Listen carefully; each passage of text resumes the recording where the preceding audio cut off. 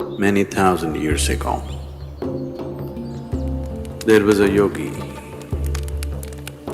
whose name was Sunira. We believe Sunira was just the next generation after Saptarishis. He lived and worked in the mountains which are presently in Nepal. And he took on an impossible project.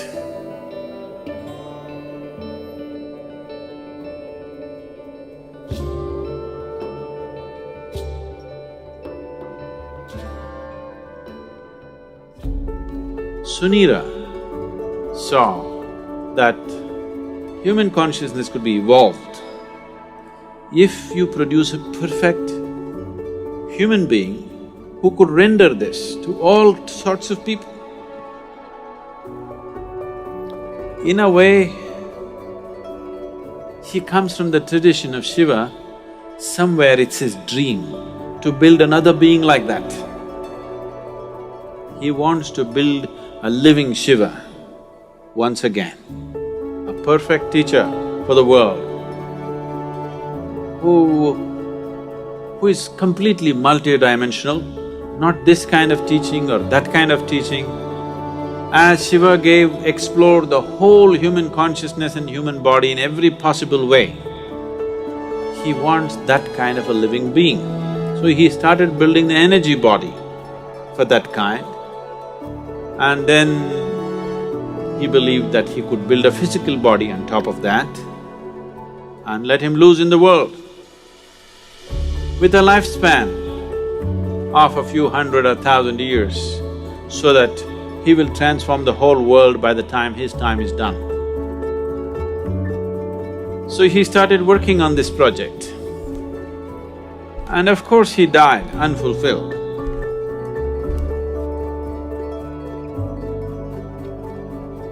So here and there, down these 40,000 years, many ambitious yogis picked up the same project that Sunira had left and tried to reconstruct this energy body of a perfect teacher who can transform human consciousness.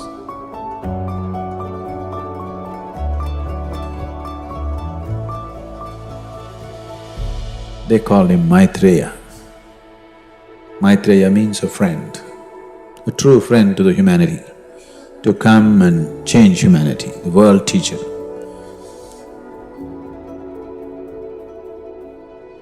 Generation after generation, many yogis tried to continue to work on the same half-made project of Sunira.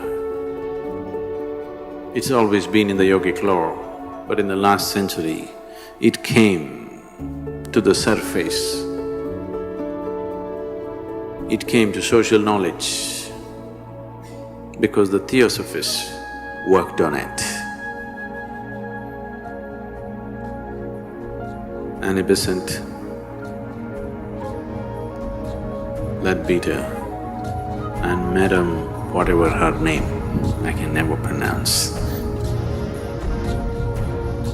Blavatsky. All three of them took this project up. They said, we are going to make it.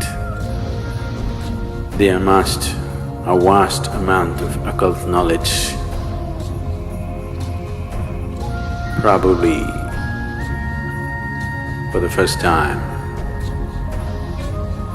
in the last few hundred years.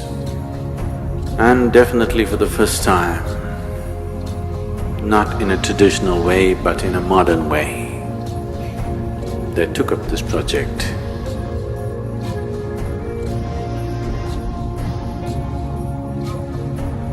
And they tried to locate this being, this unfinished project. They want to take it up and complete it.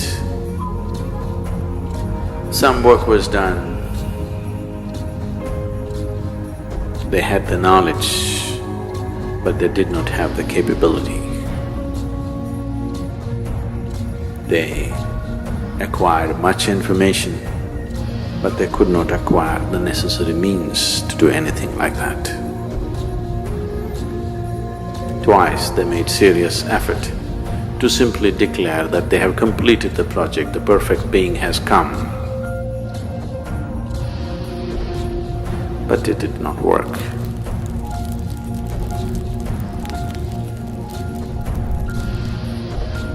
Another parallel line was also being drawn for the last couple of millenniums, where another set of yogis who were aware of this Sunira's glorious but quite impossible project, they started working upon a similar force to create a similar possibility, but with a completely different understanding of the same, creating a perfect being, but not as a human being, not in human form, because putting it into a human being as such a possibility, human system has all the capabilities, but still it doesn't have the necessary integrity of boundary to hold it. There are previous experiences of creating or attempting to create Dhyanalingas in many places. Any number of projects have started in the last 2000, 3000 years and they've been abandoned halfway because of some problem or the other. In Bhojpur, they attempted a Dhyanalinga about 1,000 years ago, little more than 1,000 years ago. This was supported by a local king, so it was hugely funded and they built a magnificent temple which is half done and the rest of the plans they drew it on the stone, because there were no drawing boards. They flattened up a rock and they made an elaborate plan of the temple in all detail, the architectural thing on the stone. They had a grand plan, a beautiful setting and everything. But half completed, it stopped because of certain things.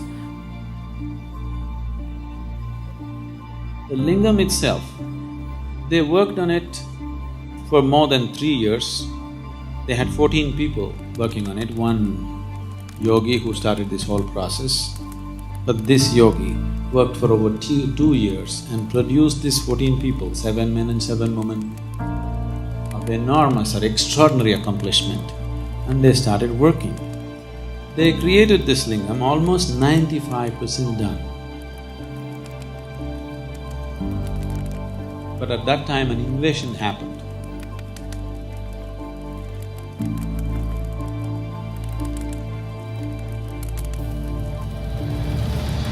The invaders came.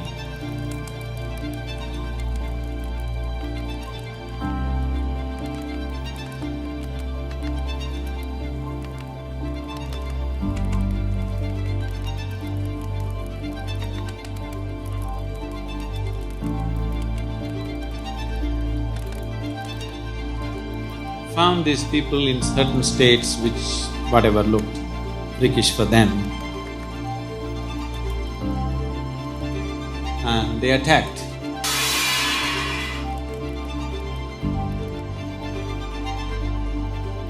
When they attacked, his left foot was chopped off. Because of this damage in the body, he could not continue. So he decided that they will merge themselves into the lingam and complete the work. So they asked another yogi, trained another yogi to lock the energies. This yogi left their bodies and merged into the lingam. But the other yogi who was supposed to do this was so overwhelmed by this situation that he could not lock it. Because they did not lock it in time, the lingam just cracked up. Even now you can see it's a straight crack in the lingam, about 3 to 4 inches is just opened up. Now they patched it up with lime. The archaeological department has patched it up with lime, but it just cracked.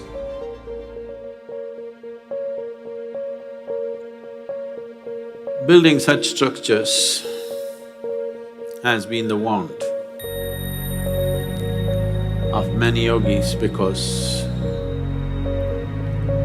creating tools for enlightenment, not just as teachings, not just as practices that one can do, but living tools that people can walk through, living tools by which people can be impacted towards that process, has always been the great desire of the yogis. One of them who had such a desire fixed me up for the job.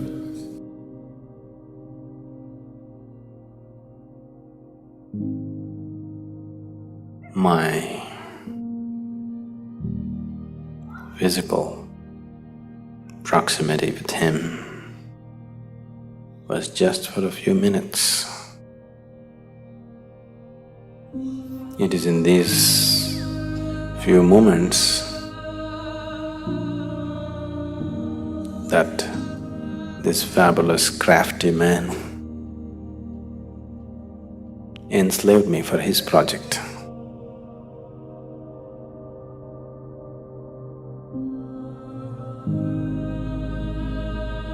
Everything that I did was around it because it was my Guru's dream and it was his vision that the Dhyanalinga has to be established.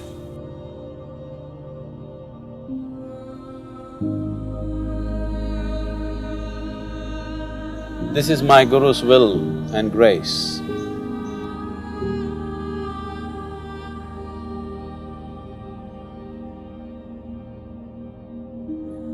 I think I must tell you something about the madness from where I come. After 2 lifetimes of heartbreaking sadhana, very intense, very truly heartbreaking sadhana. These 2 lifetimes, I was referred to by people as Shiva Yogi. And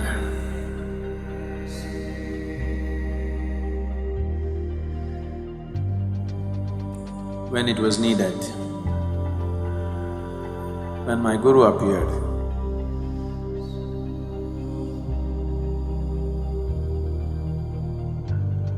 and when he felt he did not feel fit to touch me, he touched me with his stick. And everything that needs to be realized was realized.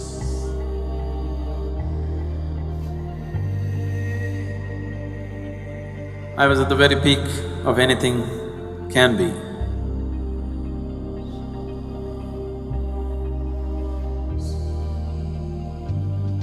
So, that being was referred to as Shiva Yogi, trying to fulfill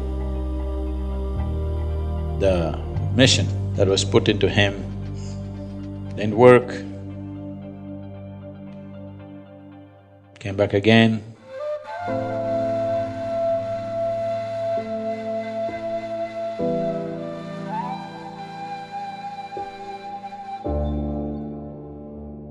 Sadhguru Sri Brahma tried very hard, almost successful, but couldn't fix the goodwill in the society because the intensity of who he is could not be understood in the social circumstances. He couldn't fulfill that. He prepared a few people and then went up the mountain. He was checking himself, why has he failed? He's got everything. Why is it didn't happen? He knew it's not that he lacks the competence, it's just that he did not garner the social support that was needed. So he went up the mountain for the last time.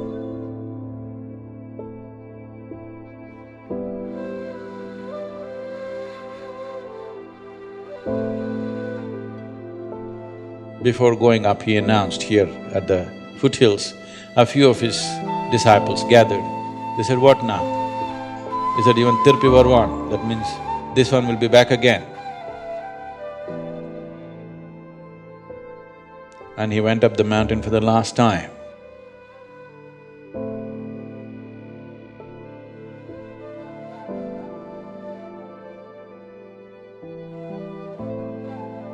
And he did a rare thing. He left his body through all his 7 chakras at the same time. He's just checking himself. He knows it's not so, but still the first blame should be on you when something doesn't work. So he's checking in case I'm not good or I'm not good enough. So he left his body through all his 7 chakras.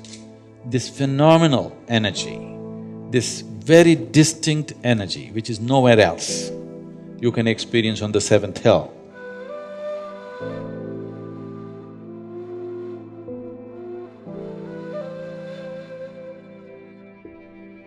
It's very, very different from anything that you would find anywhere. It's distinctly different. So with that done, he knew what is the problem is you didn't handle the circumstance properly.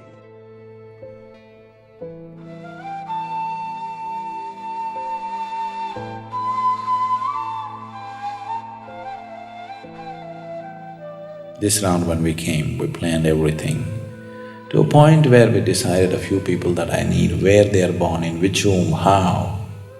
Everything was planned, it went accordingly.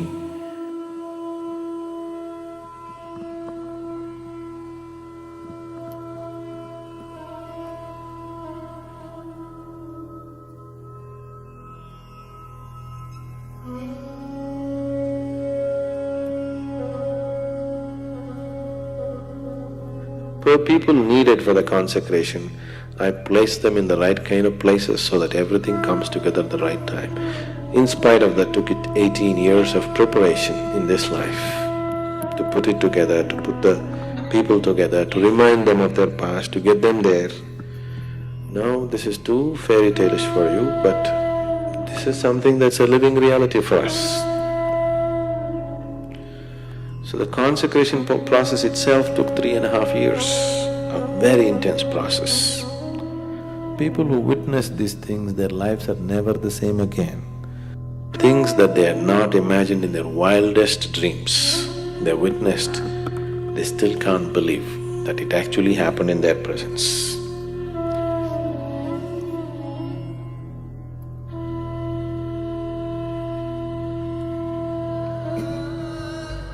Yogi Sunira,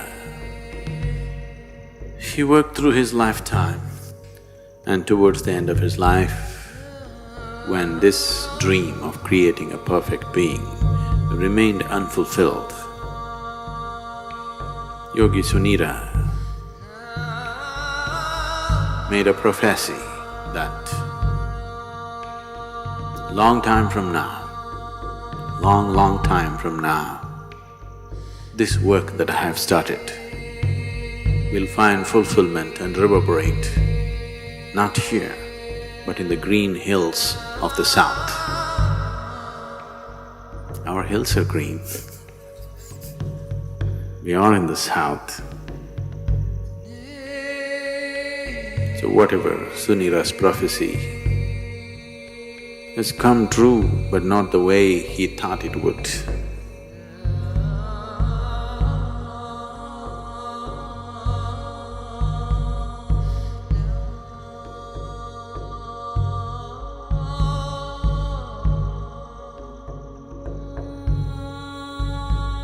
Dhyanalinga is like a living guru.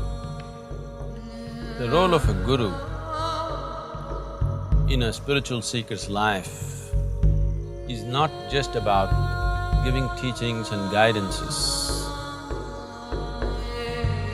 The most fundamental thing why a spiritual seeker seeks a guru is because a guru can ignite his energies into a different dimension. That aspect of Guru's role in a spiritual seeker's life is very well fulfilled by the Dhyanalinga. Once a person is in the sphere of Dhyanalinga, he cannot escape the sowing of the spiritual seed of liberation within himself.